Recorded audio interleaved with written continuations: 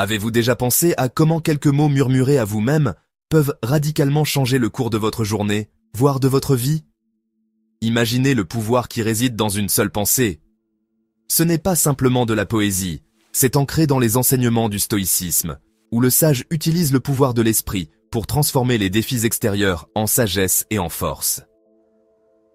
Aujourd'hui, nous allons explorer en profondeur comment la pratique stoïque du dialogue intérieur conscient peut non seulement vous guider à travers les mers tumultueuses de la vie, mais aussi façonner la réalité que vous vivez.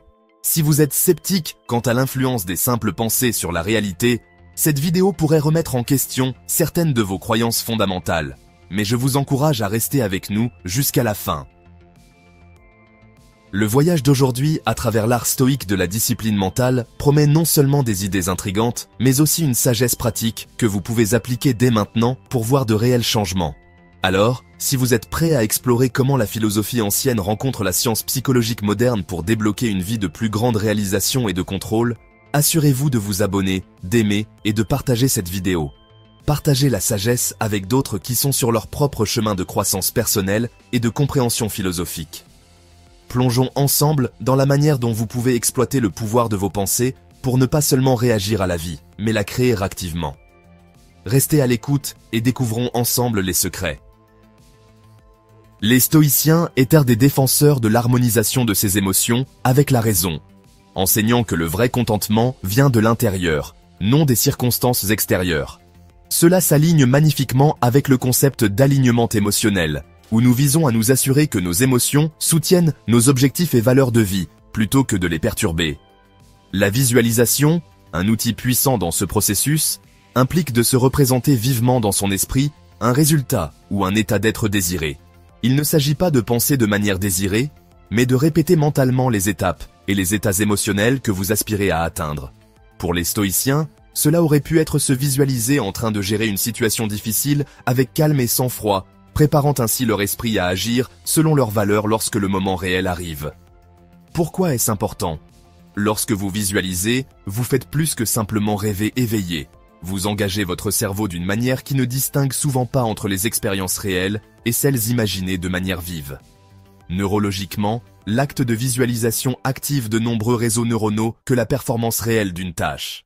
Cela signifie, qu'en vous visualisant régulièrement en train de réussir ou d'être dans un état de paix, vous conditionnez votre cerveau à suivre ces schémas dans des situations réelles. L'alignement émotionnel entre en jeu lorsque nous alignons ces visualisations avec notre état émotionnel actuel. En amenant nos émotions à un état qui correspond à nos visualisations, nous améliorons notre capacité à manifester ces visions dans la réalité. Par exemple, si vous vous visualisez en train de faire une présentation réussie, essayez de ressentir aussi la confiance et l'excitation maintenant, comme vous le feriez dans ce moment de succès. Cet alignement est puissant.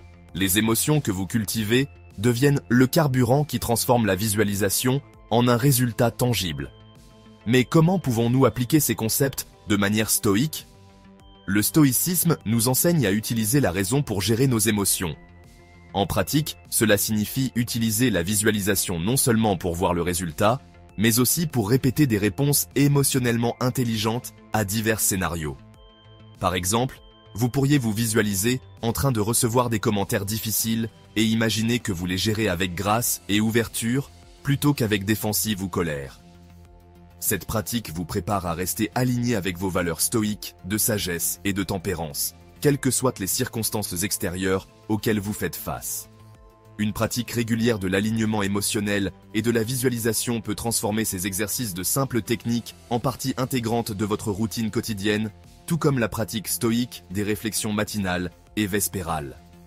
Ces réflexions vous aident à vous ancrer dans vos principes philosophiques et à vous préparer à la fois pour la journée à venir et pour une clôture reposante. Le stoïcisme, en particulier, nous enseigne l'importance de voir le monde tel qu'il est vraiment, pas seulement comme nous souhaitons qu'il soit. Cela ne signifie pas se concentrer sur le négatif, mais plutôt embrasser une vue claire de nos circonstances, ce qui informe ensuite comment nous pouvons répondre le plus efficacement. Lorsque nous parlons de reconnaître la réalité dans le contexte de l'amélioration de soi, nous combattons souvent nos propres biais et notions préconçues. Il est facile de tomber dans le piège d'une pensée soit trop pessimiste, soit trop optimiste.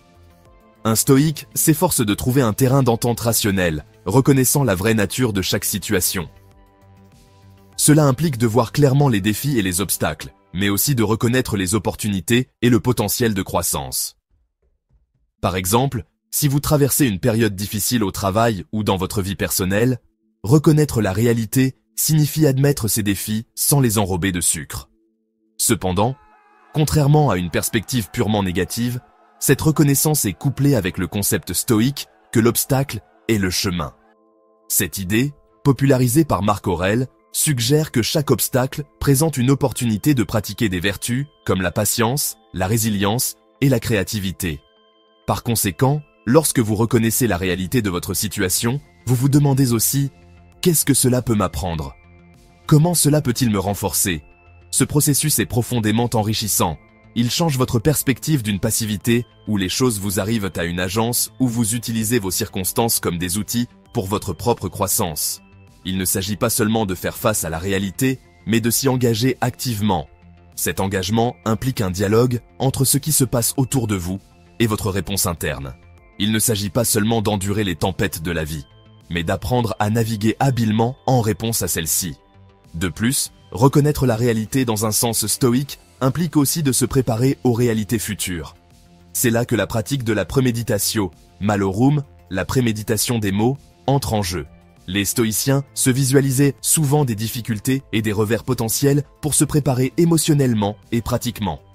Il ne s'agit pas de pessimisme, mais de réduire les chocs futurs et de s'assurer que vos réponses sont aussi réfléchies et mesurées que possible. En pratique, cela signifie ne pas esquiver les éventuels retournements ou défis à venir, mais plutôt les affronter de front avec un plan et la confiance que vous pouvez les gérer. Cette approche favorise une résilience profonde, car vous n'êtes plus aussi facilement déstabilisé par des problèmes imprévus. Vous les avez déjà considérés et vous y êtes préparé mentalement et émotionnellement.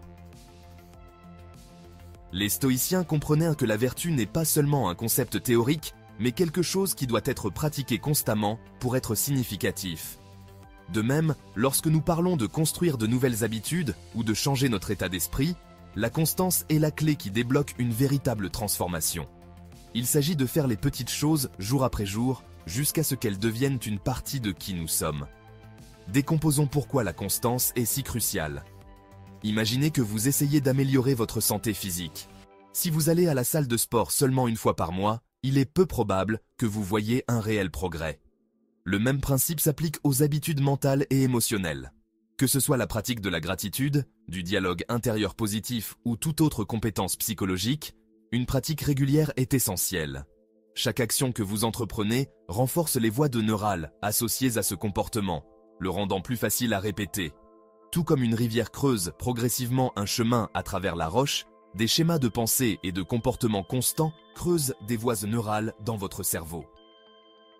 Pour les stoïciens, la pratique quotidienne de vertus comme la discipline, le courage et la sagesse était semblable à un exercice spirituel ou à un entraînement.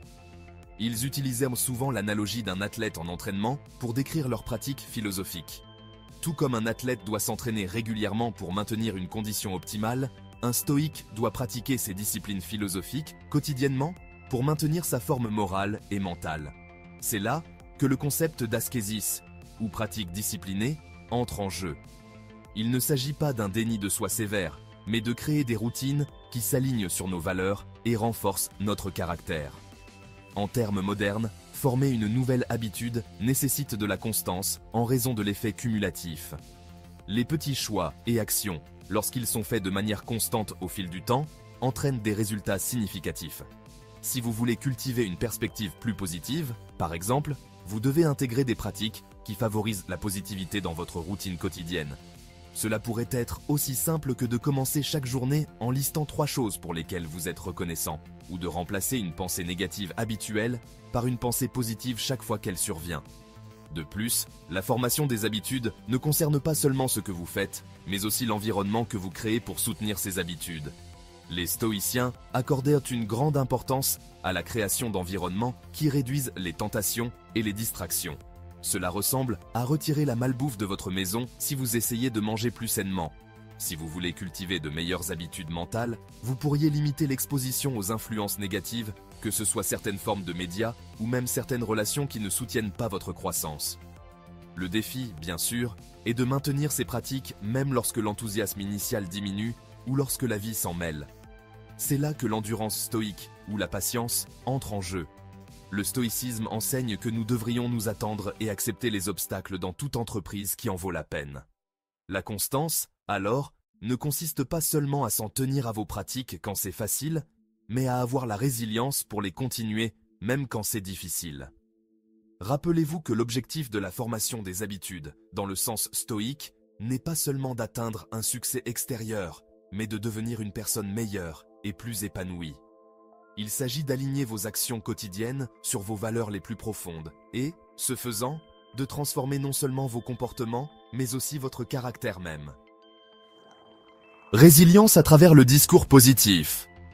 Ce concept est profondément enraciné dans la philosophie stoïque, qui nous enseigne que nos mots et nos pensées ont le pouvoir de façonner nos expériences et nos réactions à ces expériences.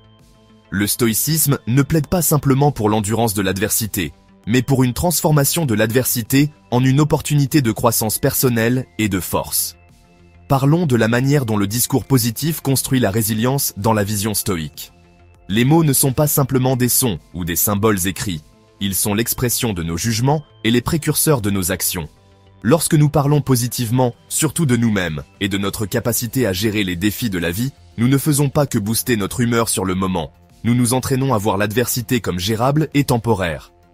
Ce type de discours renforce l'idée que nous avons le pouvoir et les compétences nécessaires pour surmonter les obstacles, ce qui est essentiel pour développer une résilience à long terme. Par exemple, considérez une situation où vous faites face à un revers important. Si votre réaction immédiate est de dire « je ne peux pas gérer cela », vous cadrez la situation comme étant hors de votre contrôle. Cependant, en ajustant votre langage pour refléter les principes stoïques, en disant quelque chose comme « c'est un défi », mais j'ai surmonté des défis auparavant, vous redéfinissez votre perception de la situation. Cela ne vous aide pas seulement à vous sentir mieux, mais engage activement la partie de votre cerveau dédiée à la résolution de problèmes, encourageant une réponse constructive plutôt qu'une réponse de défaite. De plus, la résilience à travers le discours positif concerne aussi la constance. Répétez régulièrement des affirmations de vos capacités et se concentrer sur des solutions plutôt que sur des problèmes renforce ces affirmations positives dans votre subconscient en faisant un réglage par défaut dans les moments difficiles. C'est comme construire un muscle. Plus vous l'utilisez, plus il devient fort. Dans la pratique stoïque, cela pourrait impliquer des réflexions ou des méditations quotidiennes où vous vous rappelez vos forces et votre capacité à faire face à des difficultés passées, vous préparant ainsi à affronter les défis futurs avec confiance. Un autre aspect de la résilience que le discours positif soutient est la régulation émotionnelle. En choisissant soigneusement nos mots, nous pouvons empêcher nos émotions de nous submerger. Les stoïciens prônent une approche équilibrée de la vie, où nous maintenons notre sang-froid et pensons clairement sous pression. Le discours positif aide à maintenir cet équilibre. Il agit comme un tampon contre les spirales émotionnelles négatives qui peuvent mener au désespoir ou à l'anxiété. Il est important de noter que construire la résilience à travers le discours positif implique aussi la communauté autour de nous. Lorsque nous parlons positivement non seulement de nous-mêmes, mais aussi des autres, nous favorisons un environnement de soutien qui améliore la résilience collective. Cet aspect communautaire était important dans les communautés stoïques, où les individus étaient en vue non seulement comme des sages autosuffisants, mais aussi comme des membres d'une société plus large qui pouvaient s'élever mutuellement. En pratique, chaque fois que vous faites face à une difficulté, prenez un moment pour choisir consciemment vos mots. Parlez de la situation avec espoir et agence. Réfléchissez à vos succès passés et rappelez-vous que vous êtes capable de naviguer à travers les défis. Encouragez les autres avec vos mots et laissez leurs encouragements vous soutenir en retour.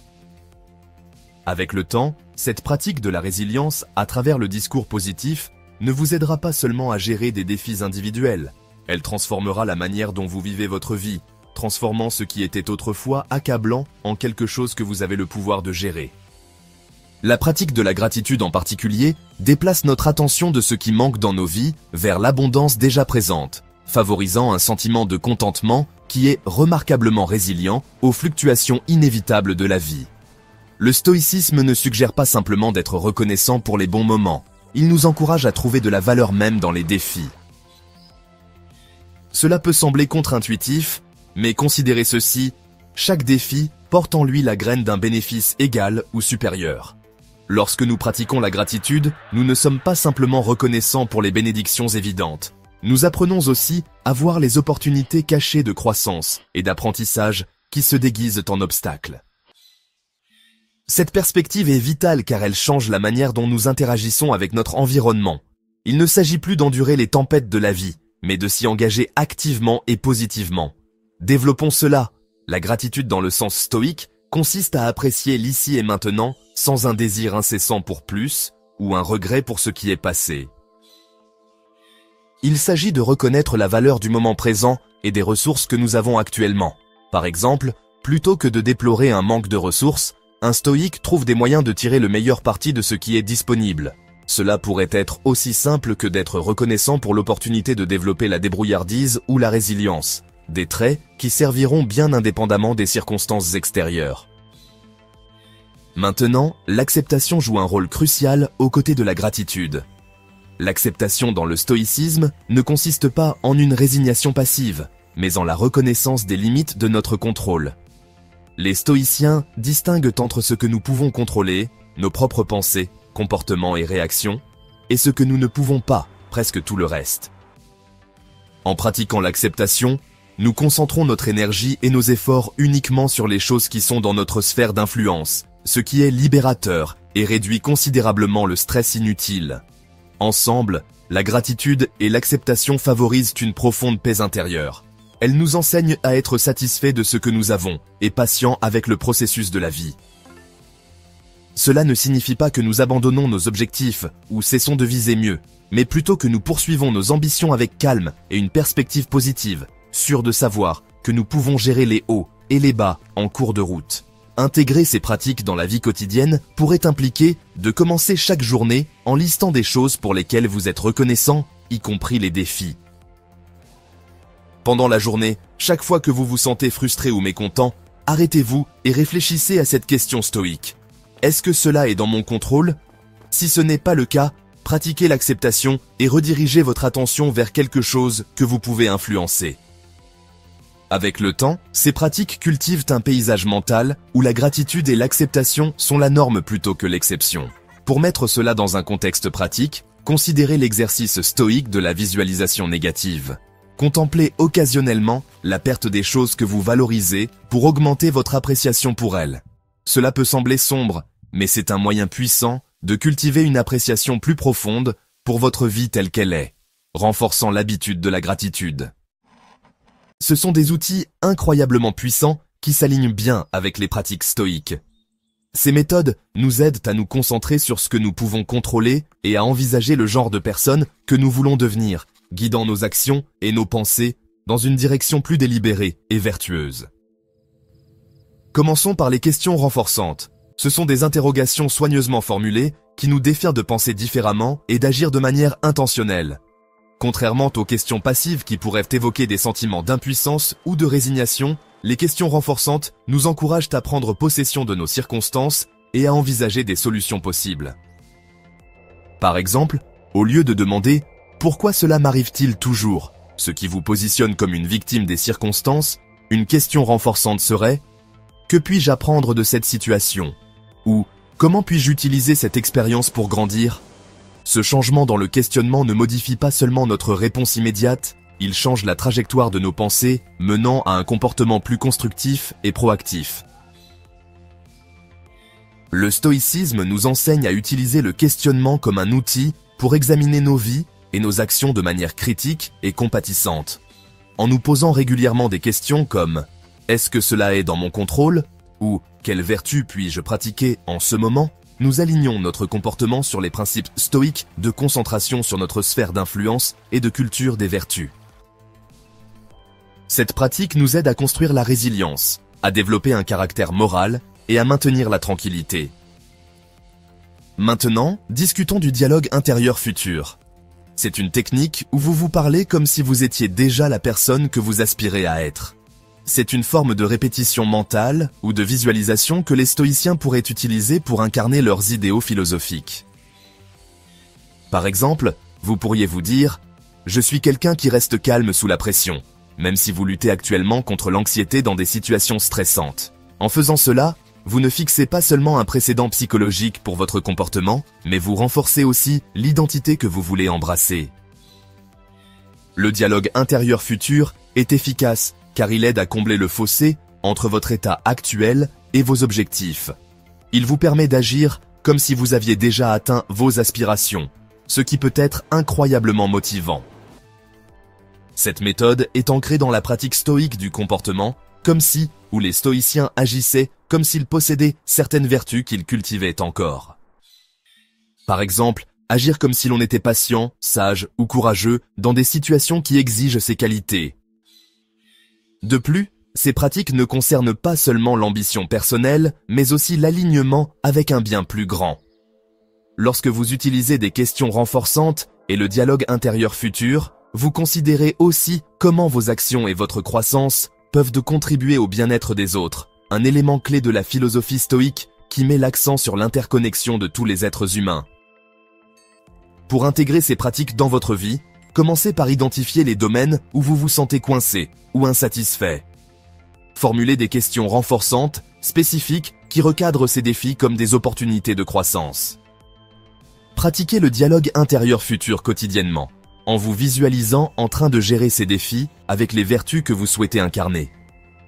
Cela pourrait être pendant votre routine matinale, en fixant des intentions pour la journée, ou à travers des exercices de journalisation où vous écrivez du point de vue de votre futur moi, plus évolué. Merci de m'avoir rejoint aujourd'hui et d'être une partie intégrante de notre communauté.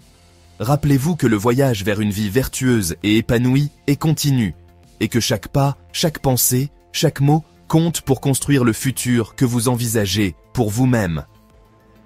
Continuez à questionner, continuez à parler à votre futur moi, et surtout, continuez à grandir.